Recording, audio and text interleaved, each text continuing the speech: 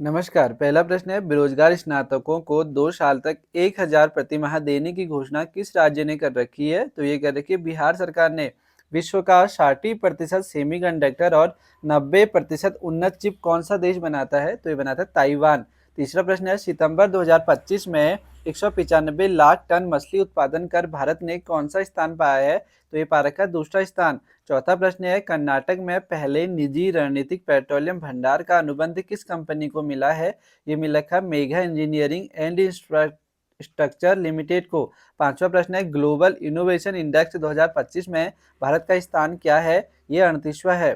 छठा प्रश्न है, बिहार सरकार दिवाली से पहले पंजीकृत मजदूरों को कितनी आर्थिक मदद देगी? तो ये देगी 5,000। सातवां प्रश्न है, 16 सितंबर को नया सेमीकंडक्टर डिजाइन कार्यालय किस शहर में उद्घाटित हुआ?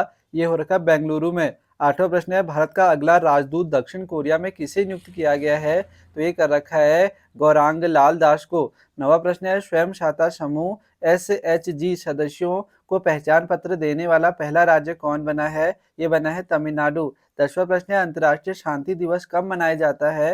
ये मनाया जाता है 21 सितंबर को। 11वां प्रश्न है, हाल ही में कोरियाई प्रायद्वीप के परमाणु निरस्त्रीकरण पर USA और किस देश ने सहमति जता रखी है? तो ये जता रखी है दक्षिण कोरिया ने। 12वां प्रश्न है, रक्षा मंत्री राजनाथ सिंह 22 से 23 सितंबर को किस देश की यात्रा करेंगे? तो ये करेंगे मोरक्को की। 13वां प्रश्न है, प्रधानमंत्री मोदी को मिले कितने उपहारों की ऑनलाइन नीलामी 17 सितंबर से शुरू हुई है? यह 1300 से अधिक। 14वां प्रश्न है, वर्ष 2030 तक वैश्विक सेमीकंडक्टर उद्योग का अनुमानित आकार कितना होगा? ये होगा $1 ट्रिलियन।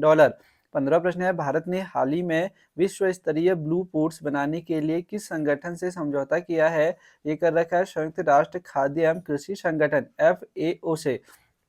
स्ट्रैटेजी के प्रश्न देखेंगे, रेड क्लिफ समिति क्यों नियुक्त की गई थी? ये करी गई थी भारत पाकिस्तान की सीमाएं तय करने के लिए। 17वां प्रश्न है, अनुच्छेद 342A के अनुसार पिछड़े वर्गों को निर्दिष्ट करने का अधिकार किसे है? यह है राष्ट्रपति को। 18वां प्रश्न है, शिव के नटराज मूर्ति का महत्वपूर्ण विकास किस राजवंश में हुआ? यह हुआ चोल वंश में। पॉस्को अधिनियम भारत में कब लागू हुआ? ये लागू हुआ 14 नवंबर 2012 को। लास्ट प्रश्न है, गोबर गैस में मुख्य रूप से कौन सी गैस होती है? ये होती है मीथेन गैस। धन्यवाद।